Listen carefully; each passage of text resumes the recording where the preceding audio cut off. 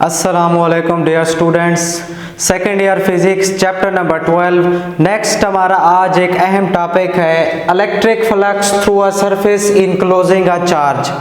इससे पहले जो हमने टॉपिक पढ़ा था वो आपको याद होगा, इलेक्ट्रिक फ्लक्स। इलेक्ट्रिक फ्लक्स का क्या मतलब था? किसी भी सरफेस एरिया में से परपेंडिकुलरली जितना इलेक्ट्रिक फील्ड लाइंस पास करेंगी वो उसकी इलेक्ट्रिक फ्लक्स कहलाएगी। आज हम इसी इलेक्ट्रिक फ्लक्स को कैलकुलेट करते हैं एक सरफेस में से। उस सरफेस के अंदर क्या है? पॉजिटिव चार्ज है, या हम नेगेटिव भी ले सकते हैं। हमने पॉजिटिव लिया हुआ है और ये जो सरफेस है हमारी, ये सरफेस एक स्फीयर की फॉर्म में है। हम कोई भी आर्बिट्रेरी शेप ले सकते हैं, आखिर में मैं आपको वो बताऊंगा उसके बारे में भी। फिलहाल ये जो हमारी शेप है ये एक स्फीयर है। इसके लिए आप देखें, ये जो सारी स्फीयर है, इस पॉजिटिव चार्ज में से इलेक्ट्रिक फील्ड लाइंस इमिट होंगी। ये हम शुरू में पढ़ चुके हैं कि पॉजिटिव चार्ज में से electric field lines outward direction में जाती हैं और नेगेटिव चार्ज में इनवर्ड। तो यहां से जो इलेक्ट्रिक फील्ड लाइंस जा रही होंगी वो आउटवर्ड होंगी। ये आपको ब्लैक कलर में जो नजर आ रहा है, ये हमारे पास है इलेक्ट्रिक फील्ड लाइंस की डायरेक्शन। नेक्स्ट फिर इसके बाद हमने इलेक्ट्रिक फ्लक्स को कैलकुलेट करने का एक फार्मूला पढ़ा था, जो था हमारे पास EA cos थीटा। इस फार्मूले को हम वहां अप्लाई कर सकते हैं जहां हमारी सरफेस फ्लैट हो, मतलब सीधी हो।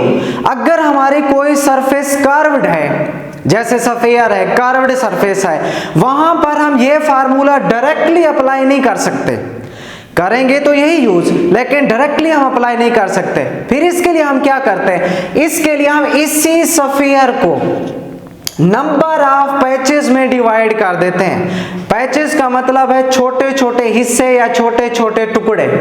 इसी पूरी स्फीयर को मैं नंबर ऑफ पैचेस में डिवाइड कर दूंगा। कितने नंबर ऑफ पैचेस में? n नंबर ऑफ पैचेस में। वो कितने होने चाहिए? छोटे। वो इतने छोटे होने चाहिए कि हर एक पैच एक फ्लैट सरफेस बन जाए। जब एक फ्लैट सरफेस बन जाएगी तो मैं उस हर एक पैच के लिए इलेक्ट्रिक फ्लक्स कैलकुलेट कर सकता हूं। इस टोटल स्फीयर की इलेक्ट्रिक फ्लक्स मालूम करने के लिए हर एक पैच की इलेक्ट्रिक फ्लक्स को ऐड कर देंगे, जमा कर देंगे। उन सब को जब हम जमा करेंगे तो हमारे पास इस टोटल स्फीयर की इलेक्ट्रिक फ्लक्स आ जाएगी।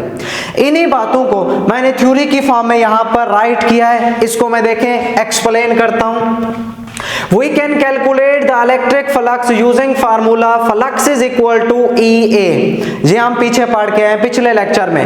But this formula is only applicable to flat surface। जैसे अभी मैंने आपको बताया, ये फार्मूला है तो फ्लक्स कैलकुलेट करने के लिए। ये हम कब यूज कर सकते हैं? जब हमारी सरफेस फ्लैट हो। सरफेस क्या हो? फ्लैट हो, मतलब सीधी हो।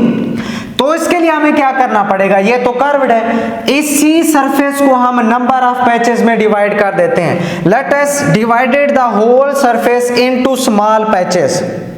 अब हम इसी सरफेस को छोटे छोटे पैचेस में डिवाइड कर देते हैं, such that each patch is a flat surface. इस तरह से कि ये पूरी, ये जो हमारी सरफेस थी, इसमें से छोटे छोटे पैच बने, वो एक फ्लैट पैच बन जाए, फ्लैट सरफेस की फॉर्म में हो। The area of each patch is, इन सब का जो एरिया होगा, तो हर एक पैच का जो हमारे पास एरिया है, पहले पैच के लिए आएगा del A1, दूसरे के लिए del A2, तीसरे के लिए del A3 up to so on. हमने कितने पैच बनाए हुए हैं? n नंबर ऑफ पैच बनाए हुए हैं, तो उसके लिए आएगा हमारे पास del AN। ये तो हो गया इसका एरिया। लेकिन इलेक्ट्रिक फ्लक्स कैलकुलेट करने के लिए हमें एरिया नहीं चाहिए होता, बल्कि उसके लिए हमें क्या चाहिए होता है? Vector area. वेक्टर एरिया क्या होता है? उस एरिया पर जो नॉर्मल होता है। नॉर्मल मीन परपेंडिकुलर 90 डिग्री का जो एंगल बना है। तो ये सपोज कर हमारा एक एरिया है, सरफेस एरिया है, इसके ऊपर ये जो रेड कलर में आपको नजर आ रहा है, ये वेक्टर एरिया है। ये पहले पैच के लिए वेक्टर एरिया A1 लिखेंगे, दूसरे के लिए A2, तीसरे के लिए A3 up to so on. ये जो डेल है हमारे, del A1, del A2, del A3 या del A1 ये वेक्टर एरिया, del A2 ये भी वेक्टर एरिया, del A3 ये भी वेक्टर एरिया। डेल का मतलब है स्मॉल, क्योंकि हम टोटल तो नहीं ले रहे ना, सारे को हमने छोटे छोटे पैच में डिवाइड कर दिया, तो ये उसके स्मॉल पैचेस के लिए एरिया भी है और वेक्टर एरिया भी है। तो ये सारे वेक्टर एरिया हो गए, are the vector area of each patch of, हर एक पैच का ये वेक्टर एरिया है। अब हर एक पैच की इलेक्ट्रिक फील्ड इंटेंसिटी कितना होगी, या इलेक्ट्रिक फील्ड लाइंस कितना गुजर रही होंगी, पहले के लिए E1, दूसरे के लिए E2, तीसरे के लिए E3 up to so on, n patch है तो n पैच के लिए इलेक्ट्रिक इंटेंसिटी कितना आएगी, En। ये सारा पहले के लिए E1, दूसरे के लिए E2 up to so on En पर हम जाएंगे। Are the electric intensities through each patch, हर एक पैच में से गुजरने वाले ये इलेक्ट्रिक इंटेंसिटीज हैं। अब इन सारी इलेक्ट्रिक इंटेंसिटीज को कैलकुलेट करने के बाद हम अब मालूम करते हैं इस टोटल स्फीयर में से कितना फ्लक्स पास कर रही है। वही मैंने लिखा मैथमेटिकल डेरिवेशन, इसको अब हम डिराइव करते हैं। The total flux can be calculated as, total flux को अब हम कैलकुलेट करने लगे इस सारे स्फीयर की। तो देखें पहले पैच के लिए फ्लक्स 1, दूसरे के लिए फ्लक्स 2, तीसरे के लिए flux 3 up to so on, n patch है तो n पैच के लिए फ्लक्स हमारी क्या बन जाएगी, फ्लक्स n।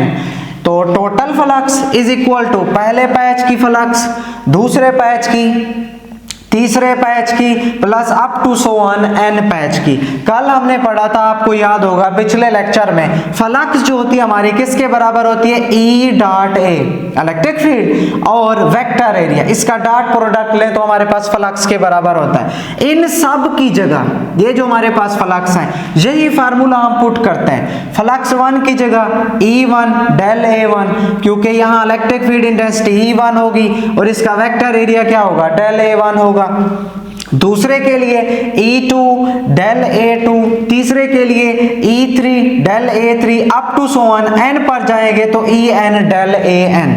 ये थी इसकी वेक्टर फॉर्म, ये वाली सारी ये इसकी वेक्टर फॉर्म। इसकी अब मैग्नीट्यूड फॉर्म हम बनाते हैं। मैग्नीट्यूड फॉर्म में हमने वेक्टर का साइन कैंसिल कर देना है। आपको याद है जब डॉट हो, फर्स्ट ईयर में हमने पढ़ा हुआ है, तो हम cos थीटा यूज करते हैं, और अगर क्रॉस हो तो हम sin थीटा यूज करते हैं। यहाँ डॉट है, cos थीटा हम यूज करेंगे, तो E1 del A1 cos theta, E2 del A2 cos theta up to so on En del An cos theta.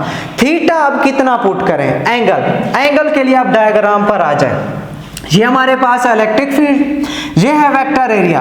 दोनों की डायरेक्शन को देखें, दोनों पैरेलल हैं। ये ब्लैक वाला इलेक्ट्रिक फील्ड को शो कर रहे हैं और ये जो रेड वाला है ये वेक्टर एरिया को शो कर रहे हैं। दोनों सेम डायरेक्शन में, जब सेम डायरेक्शन में हो तो वो पैरेलल होते हैं। पैरेलल के लिए एंगल कितना होता है, 0 डिग्री। तो यही हमने लिखा थीटा कितना होगा, 0 डिग्री। क्यों 0 होगा, because E and A are parallel, क्योंकि E और A वेक्टर एरिया ये दोनों पैरेलल है। इन सब की जगह अब हमने 0 डिग्री पुट कर दिया, सब में पैरेलल है। तो E1 डेल A1 का 0 ये थीटा की जगह, E2 डेल A2 का 0 यहाँ भी up to so on En del An cos 0 degree.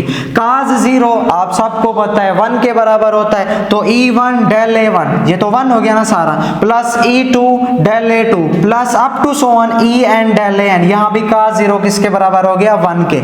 अब ये जो इलेक्ट्रिक फील्ड इंटेंसिटी की मैग्नीट्यूड है, E1 E2 E3 up to so on En, ये सारे किसके बराबर है, E के बराबर है, मतलब सेम मैग्नीट्यूड है। तो हम E1 E2 E3 En की जगह क्या पुट कर सकते हैं, E पुट कर सकते हैं। क्यों भला, क्योंकि चार्ज तो सेम है ना, चार्ज को तो हम नहीं डिफरेंट कर रहे, ना मैग्नीट्यूड इसकी इंक्रीज कर रहे हैं ना डिक्रीज कर रहे हैं, तो इलेक्ट्रिक फील्ड इंटेंसिटी सेम रहेगी। तो टोटल फ्लक्स अब इस E1 की जगह E आ गया, E2 की जगह यहाँ E आ गया, up to so on En की जगह भी हमने क्या पुट कर दिया है, E। इस सारी इक्वेशन में से E हमने कॉमन ले लिया, बाकी क्या बच गया अंदर, डेल A1 प्लस यहाँ से del A2 plus del A3 up to so on, और बाकी यहाँ पर क्या आ गया, del An। Del A1 area of first patch, del A2 area of second patch, del A3 area of third patch, up to so on ये n patch के लिए। स्फीयर हमने लिया हुआ है, तो स्फीयर के एरिया का आप सबको पता है, आप जानते हैं मैथ में हमने पढ़ा हुआ है, एरिया जो होता है स्फीयर का वो बराबर होता है 4 पाई r स्क्वायर। सफियर का जो एरिया होता है हमारे पास, तो ये वही नहीं है सफियर का एरिया। कैसे है ये? First patch, second patch, third patch, nth patch, इन सब को जब मैं मिला दूंगा तो ये क्या बन जाएगा? सफियर का एरिया। सफियर का एरिया किसके बराबर है? 4 पाई आर स्क्वायर। यहां हमने पुट किया total surface area of sphere. ये सारा क्या है? टोटल सफियर का सरफेस एरिया है। तो इसकी जगह अब हम क्या पुट कर सकते हैं? 4 पाई आर स्क्वायर। ई सेम इस सारे की जगह 4 पाई आर स्क्वायर। ई हमने पिछले लेक्चर में पढ़ा था, आपको याद होगा फ्लक्स वाले लेक्चर में 1/4 pi epsilon naught q over r square. ये ई थी हमारी इलेक्ट्रिक फील्ड इंटेंसिटी। इस ई की जगह ये वैल्यू पुट कर देंगे तो हमारी इक्वेशन बन जाएगी 1/4 pi epsilon naught q over r square. ये ई की वैल्यू पुट की है into 4 pi r square. R square से आर स्क्वायर कैंसल, 4 पाई से 4 पाई कैंसल, बाकी हमारे पास बच जाएगा total flux is equal to q over, यहां से क्या बच गया? Epsilon naught. Total flux find करने के लिए अब देखें जो हमारी टोटल फ्लक्स है इस स्फीयर की किस पर डिपेंड कर रही है? वो डिपेंड कर रही है दो चीजों पर। कौन कौन सी? Flux passing through a surface depend on charge and medium. एक चार्ज पर, दूसरा मीडियम पर। चार्ज के डायरेक्टली और मीडियम के इनवर्सली प्रोपोर्शनल।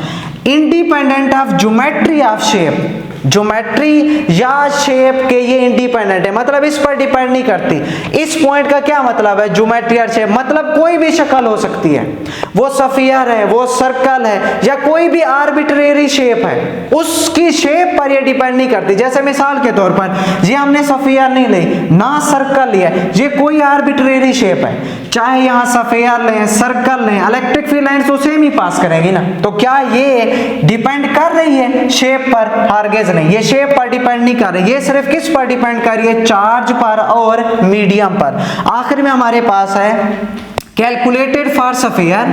ये जो फार्मूला है ये हमने कैलकुलेट किसके लिए किया है? स्फीयर के लिए, but applicable to all close surface. लेकिन इसको हम अप्लाई हर एक क्लोज सरफेस के लिए कर सकते हैं, चाहे वो स्फीयर है, चाहे वो हमारे पास सर्कल है, चाहे रेक्टेंगल है, कोई भी ऐसी स्फीयर है जो क्लोज है उसके लिए हम ये वाला फार्मूला अप्लाई कर सकते हैं। तो स्टूडेंट्स ये हमारा आज का लेक्चर था, अहम long question electric flux through a surface enclosing a charge, जो हमने एक स्फीयर की फॉर्म में लिया।